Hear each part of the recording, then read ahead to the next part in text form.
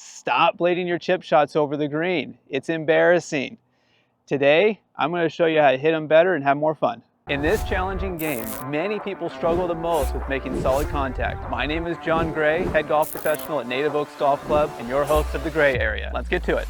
So a few things to keep in mind when we're chipping and pitching, hitting our shots from around the green. We want to interact the club with the ground well. Okay, if we can do that, we're going to have good contact with the ball. Some people, a lot of people, they'll hit the ground first, right? They'll fat it, they'll chunk it. And then because they do that a couple times, they'll just start blading the ball across the green. I hear it frequently from my students. I'm hitting it too far, I'm hitting it too far. So the number one thing I like to work on, yes, is setup and fundamentals. But then beyond that, it's also how does the club actually interact with the ground? Right? What should it feel like? What should it do with the ground? Should the club even hit the ground? The answer is yes. Okay, the club should hit the ground. Sometimes it might even hit the ground a little bit before the ball, and that's okay. As long as we're using the club well, it's going to hit the ground, slide, and then hit the ball. Okay, so what I have here, I have two wedges with me. So I have my 58 and I have my 50. Now they have different bounces, which means when the club hits the ground, it's either going to dig easier or it's going to bounce off the ground a little bit easier. So if I'm in really firm conditions, right now out here, we're getting ready for overseed, so the conditions are a little firm. I can use my 58 that has a really low bounce on it, and the club's not gonna dig into the ground too much. I can hit a lot of different pitch shots with it, it's great. If the ground's a little softer, you know, I have my 54, and this time I brought out the 50. It has 12 degrees of bounce. The 58 has 4 degrees of bounce. It's a big difference.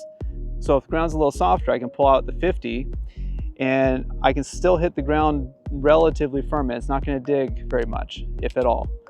That's gonna help me with the interaction with the ball, or turf to ground the ball interaction. So when I'm looking right here, I've got a shot that's about 15 yards or so. I do want to pitch this one onto the green because it's not completely even in front of it. So what I'm going to do is I'm going to take my 50-degree wedge, and what I want to do is I want to take a couple practice swings.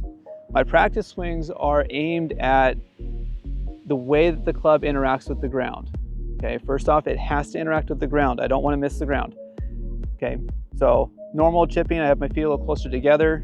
Ball is about middle-ish in the stance.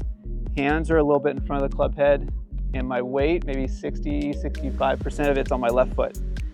Okay, from here, I want the club to swing up and around me a little bit, and I want it to come back and interact with the ground, right? Probably see that one, actually a little bit of turf came up, but I didn't chunk it, right? There's not actually a divot, right? I didn't actually take some turf like this one. So I want, in my practice swing, I want to feel the club come back and actually glance off the ground, right? I want it to hit and bounce off the ground. If I can do that, I know I can hit a pretty good chip, okay? So I come up again, I have the ball about middle of the stance, maybe a tad back, but about middle of the stance, hands a little bit forward of the club head, about 60–65% of my weight on my left foot, my lead foot, and all I'm worried about is the interaction with the ground to hit the shot.